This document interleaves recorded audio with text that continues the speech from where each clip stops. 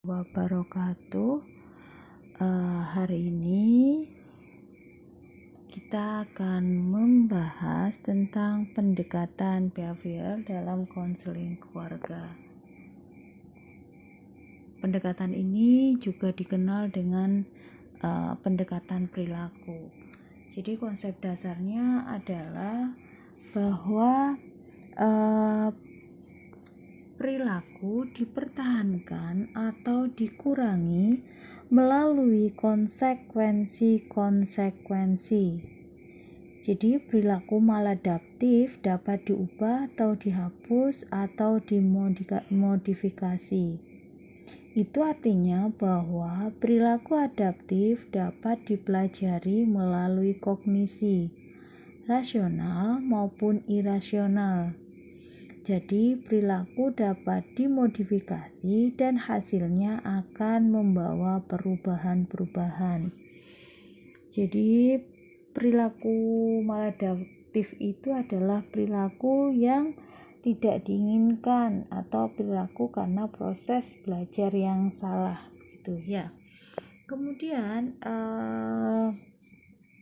dalam pendekatan perilaku atau behavior ini, yang pertama bahwa ini kita pendekatan konseling keluarganya ya yang kita bahas, jadi bukan pendekatan teori BK secara umum, tapi ini lebih khusus ke pendekatan konseling keluarga dan konseling perkawinannya. Jadi terapi keluarga adalah kesempatan untuk mewujudkan perubahan perilaku pada anggota keluarga dengan restrukturisasi lingkungan interpersonal yang terbentuk. Yang kedua adalah setelah menciptakan suasana terapi yang positif, terapis membuat analisis perilaku terhadap masalah di dalam keluarga. Jadi dianalisa oleh konselor sebenarnya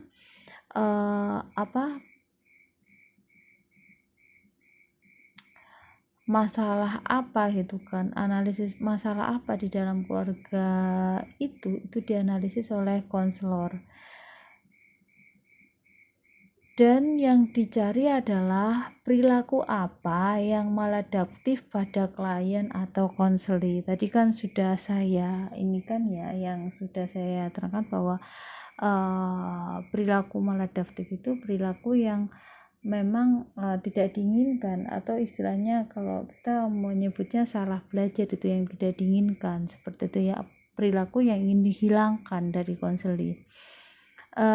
Kemudian apakah perilaku yang diharapkan anggota keluarga satu sama lain, perilaku apa sih yang diinginkan gitu kan oleh keluarga itu antara satu dengan yang lain, ini nanti akan menjadi tujuan terapi. Jadi setelah kita menganalisa perilaku yang bermasalah, kemudian konselor itu melihat perilaku apa sih yang salah, yang maladaptif pada konseli gitu kan. Kemudian di situ juga dicari gitu kan,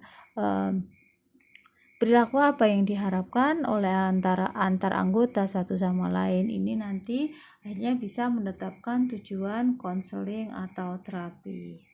Kemudian yang berikutnya, pada proses terapi atau konseling, anggota keluarga belajar cara untuk memberikan reward pada perilaku yang tepat.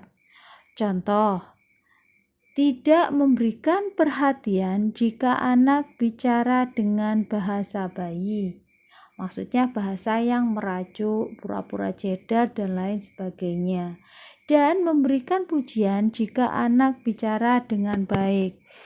Seringkali kita melihat bahwa anak-anak itu mereka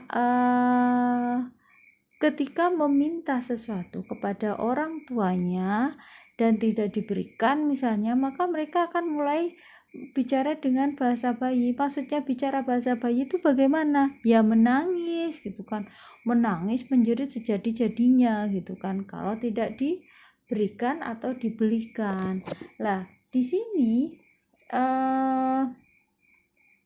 anggota keluarga itu di sini oleh konselor bersajar dan konselor bersama-sama belajar cara untuk memberikan reward pada perilaku yang tepat.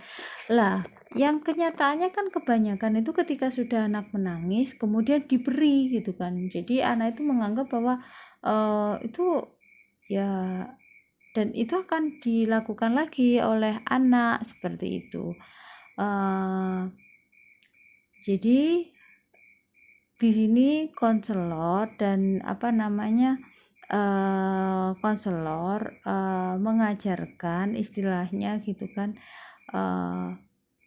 bersama-sama melakukan konseling dengan konseli sehingga konseli itu memahami gitu kan, understanding, dia memahami gitu kan cara untuk memberikan reward pada perilaku yang tepat untuk anggota keluarganya itu bagaimana, seperti itu ya. Kemudian berikutnya adalah bahwa di behavioral couple therapy ini dasarnya adalah pendekatan kognitif dan operant conditioning. Jadi penekanan pada saling memberikan reinforcement antar pasangan atau penguatan antar pasangan. Jika perilaku yang diharapkan dari pasangan tampil, individu harus memberikan reinforcement atau penguatan sesuai dengan perjanjian awal. Jadi di sini saling memberikan penguatan gitu kan antar pasangan. Nanti di teknik-teknik itu ada, di sini lebih dijelaskan lebih lanjut. Kemudian menurut Jacobson, pasangan diajari cara komunikasi pada saat berhubungan. Jadi cara untuk memecahkan masalah dan keterampilan mengakhiri konflik agar hubungan sukses. Banyak hal yang membuat konflik dalam hubungan. Jadi memang konselor juga harus bisa memahami bahasa-bahasa yang digunakan antar lawan jenis. Artinya bagaimana? Di sini kadang-kadang gitu kan, sering kali, bukan kadang-kadang, memang caranya berkomunikasi antara laki-laki dan perempuan itu berbeda. Di sini dibutuhkan pengetahuan konselor tentang itu. Jadi kalau konselornya tidak memahami itu, maka miskomunikasi gitu kan bisa saja terjadi. Untuk itu konselor bisa dia menyarankan juga kepada kepada konseling melalui bibliografi gitu kan, tentang bagaimana sih cara memahami komunikasi lawan jenis seperti itu dan lain sebagainya. Kemudian kesulitan penerapan terapi pasangan dan keluarga.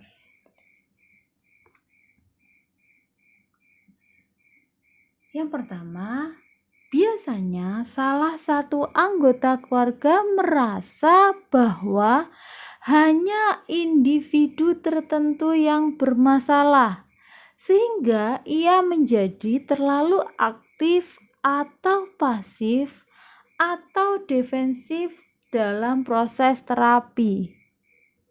Jadi misalnya ya, dia merasa gitu kan dalam keluarga itu yang disalahkan satu orang saja, seperti itu. Sehingga dia, kalau misalnya dia merasa seperti itu, maka biasanya dia sangat aktif gitu kan. Sedangkan yang merasa yang di istilahnya terhakimi gitu, konseling yang di situ jadi kambing hitamnya, maka di sini dia cenderung pasif juga gitu kan, karena memang satunya terlalu aktif gitu kan. Ini salah satu kesulitan penerapan dalam terapi pasangan atau keluarga. Jadi memang ada salah satu yang sangat aktif atau satunya sangat pasif seperti itu. Ini seringkali muncul yang jadi kesulitan dalam konseling keluarga atau konseling perkawinan.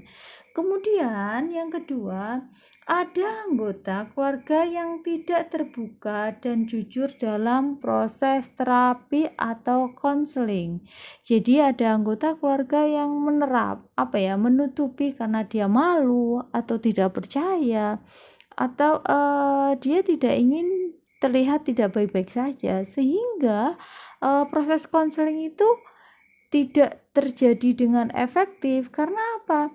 Di situ ndak ada asas keterbukaannya, ndak ada gitu kan, asas kejujurannya juga ndak ada dalam proses konseling tersebut. Yang ketiga, ada anggota keluarga yang tidak siap mental menghadapi proses konseling.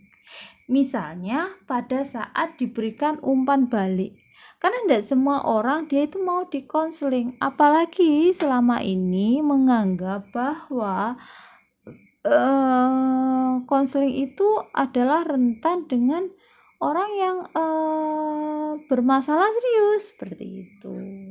Jadi merasa tidak siap secara mental. Ketika tidak siap secara mental, maka asas keterbukaan gitu kan, asas dia tidak, asas kesukarelaan itu tidak bisa muncul seperti itu. Cenderung anggota keluarga yang seperti itu biasanya cenderung dia pasif. Jadi tidak ada umpan balik saat tidak bisa ada feedback gitu kan ketika dimintai umpan balik. Yang keempat, ada anggota keluarga yang kurang komitmen dan ini menghambat proses terapi atau konseling. Misalnya jadwalnya hari ini sebenarnya ada jadwal konseling, tetapi karena kurang komitmen akhirnya dia meninggalkan jadwal konseling, dan ini bisa membuat proses konseling selanjutnya itu tidak berjalan dengan baik.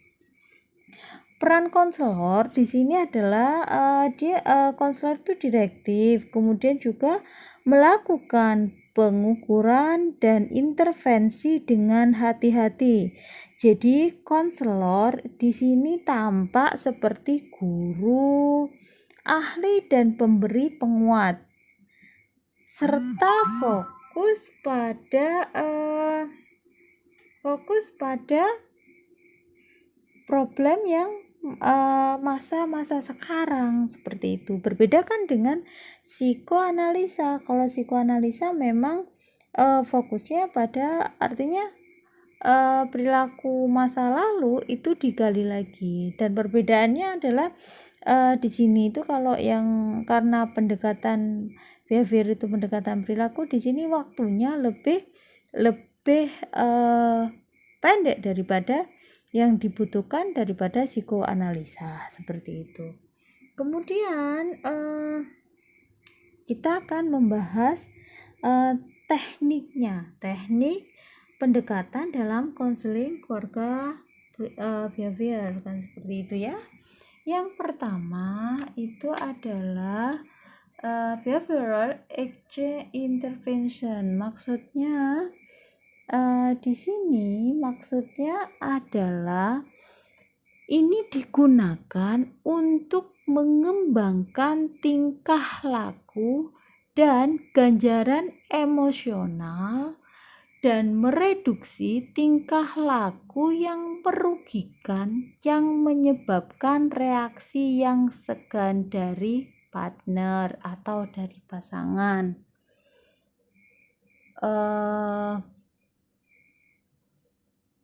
Kemudian berikutnya adalah Positive reinforcement ini adalah penguatan positif yang mengacu pada penghargaan yang terjadi antar anggota keluarga, dan tingkah laku tersebut diapresiasi melalui pernyataan-pernyataan keluarga. Bahasanya kan mudah dimengerti ya, jadi tidak perlu saya jelaskan lebih lanjut itu kan, karena memang banyak ini ya. Jadi di sini adanya dibutuhkan penguatan positif yang mengacu pada penghargaan. Jadi antar anggota itu memberikan penghargaan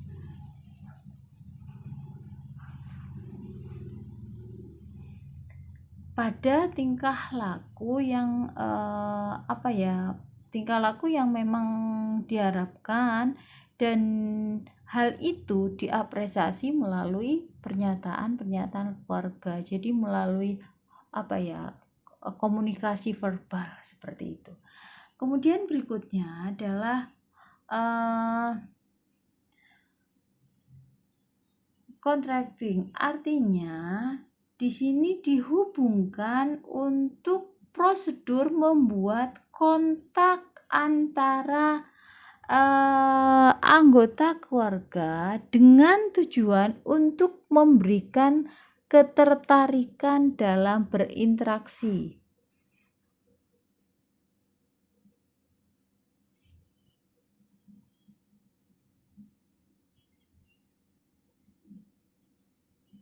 Jadi di sini itu contracting itu dihubungkan untuk prosedur membuat kontrak antar anggota keluarga. Tujuannya adalah membuat ketertarikan dalam berinteraksi. Jadi dalam sebuah kepercayaan yang baik atau good faith itu atau kontrak paralel, seseorang akan memproduksi tingkah laku secara bebas terhadap anggota keluarganya.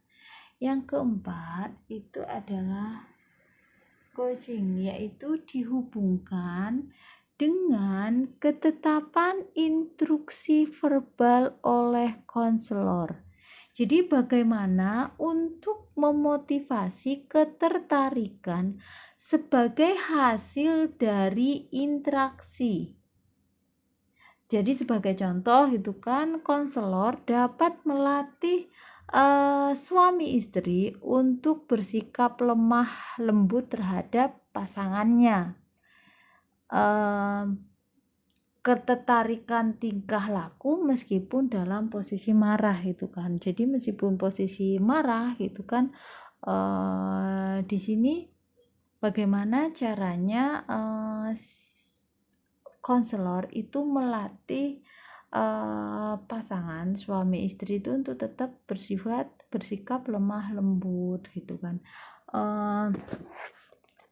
Dan ini memang dibutuhkan keterampilan konselor, karena kalau konselornya sendiri tidak bisa mengelola, dia tidak tahu caranya mengelola emosi secara baik gitu kan, bagaimana dia bisa melatih konseli melakukan teknik ini.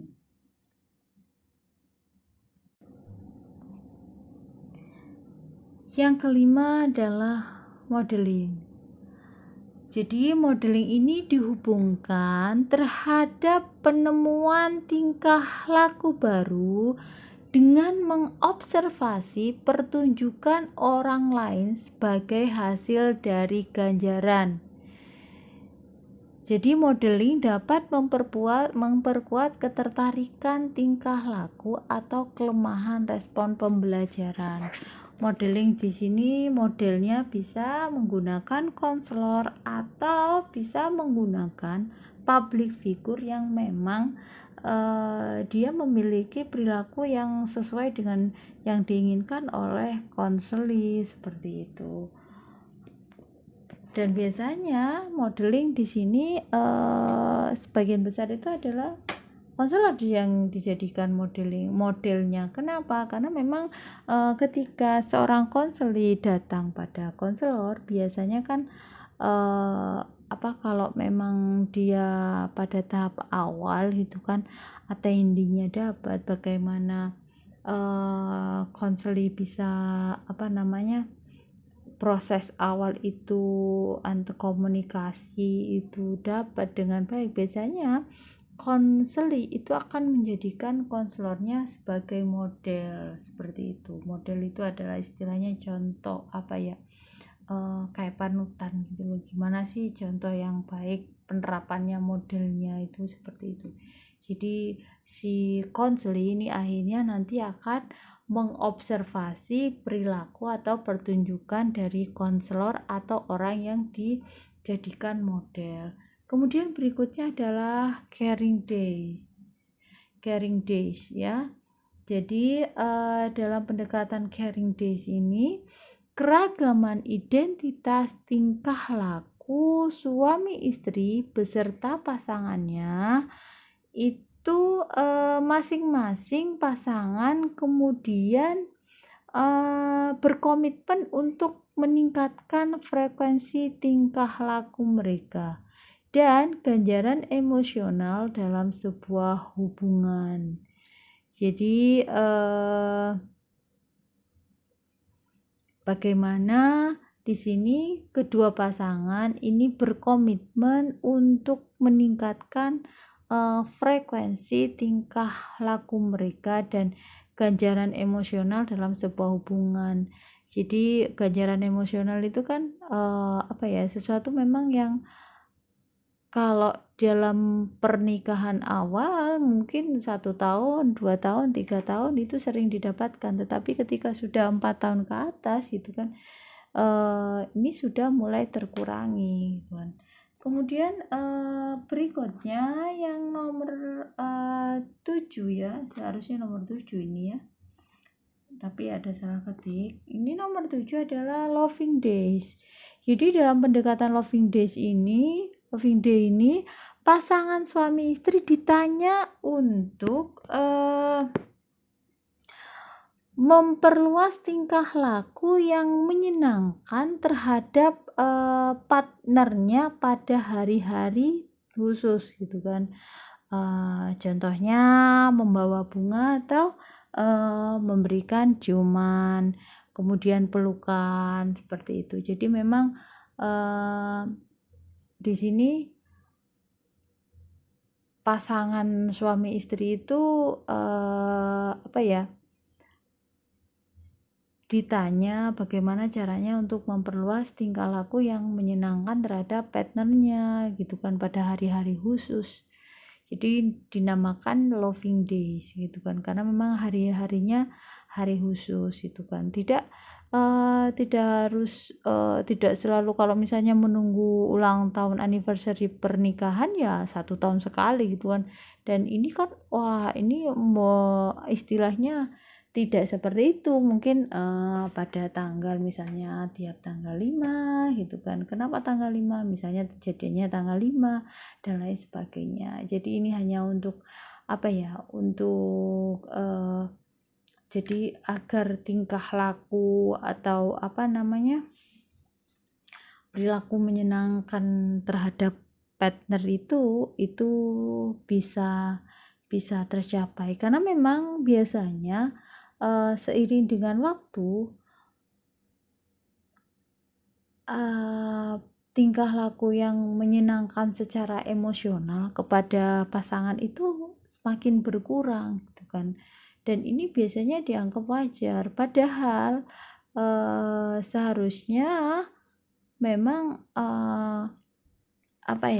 tidak ada perubahan gitu kan. Meskipun memang pada dasarnya kalau dalam penelitian yang dilakukan yang pernah dilakukan, ternyata memang cinta romantis itu hanya bertahan kalau laki-laki itu 3 sampai 6 bulan itu laki-laki. Ini saya berbicara tentang cinta romantis ya. Kalau perempuan bisa lebih lama gitu kan, 3 sampai 8 bulan atau 1 tahun. Setelah itu yang bicara atau yang membuat hubungan itu bertahan adalah komitmen. Yang diperlukan adalah komitmen. Jadi cinta romantis itu memang dalam penelitian itu terbatas gitu kan, waktunya itu terbatas. Tapi apakah benar? Saya kira tidak semuanya gitu kan, karena memang pasangan-pasangan yang dia itu memahami gitu kan bahwa hati itu bisa berubah-ubah, ini bisa bisa tidak melakukan, artinya tidak mengikuti itu, karena memang secara emosional gitu kan, kalau kita ingin dekat secara emosional dengan pasangan kita, dengan seseorang yang kita sayang gitu kan, kita memang harus lebih caring gitu, lebih care gitu kan sama mereka gitu kan. Caranya bagaimana? Ya kita berikan perilaku tingkah laku yang menyenangkan, kita tunjukkan bagaimana kita menyayangi mereka gitu kan. Ya seperti itulah. Kemudian yang ke-9, reciprocating. Artinya reciprocating itu adalah dihubungkan terhadap interaksi antara dua orang di mana ganjaran atau reward untuk dua kelompok secara sejajar dalam waktu dan penguatan diri. Berikutnya adalah token ekonomi. Maksudnya di sini adalah menggunakan penguatan sekunder. Jadi masing-masing di awal dan akhir sebagai ganjaran kesesuaian penampilan. Denda diberikan sebagai tingkah laku yang tidak menarik. Jadi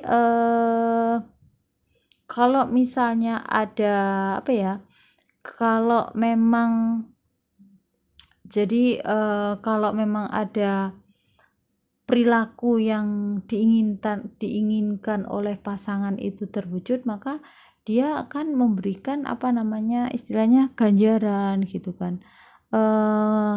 Misalnya kalau token itu kan ada seperti poin-poinnya gitu kan. Kalau dijual beli itu, kalau token itu adalah hadiah gitu kan. Kalau kita bisa mengumpulkan berapa poin, maka kita bisa mendapatkan reward seperti itu. Ini juga bisa diterapkan dalam sebuah hubungan. Kalau memang dalam sebuah hubungan pasangan itu bisa dia menunjukkan, bisa memberikan kesesuaian perilaku, kemudian kesesuaian penampilan, ini mendapatkan poin seperti itu. Tapi kalau misalnya dia tidak bisa memberikan itu, maka misalnya ada perilaku yang membuat pasangannya tidak suka, tidak menarik itu, maka akan ada denda seperti itu. Ini nanti pada akhirnya reward itu akan dikumpulkan, ganjaran itu, poin itu akan dikumpulkan, dan siapa yang paling banyak nanti akan mendapatkan reward berupa apa yang sudah disepakati seperti itu ya. Kemudian yang ke-11 adalah functional analysis. Jadi teknik analisis fungsional ini merupakan studi tentang fungsi-fungsi simptom dalam sistem keluarga. Jadi tingkah laku simptomatik dalam anggota keluarga muncul dari ekspresi diri atau sikap tertutup.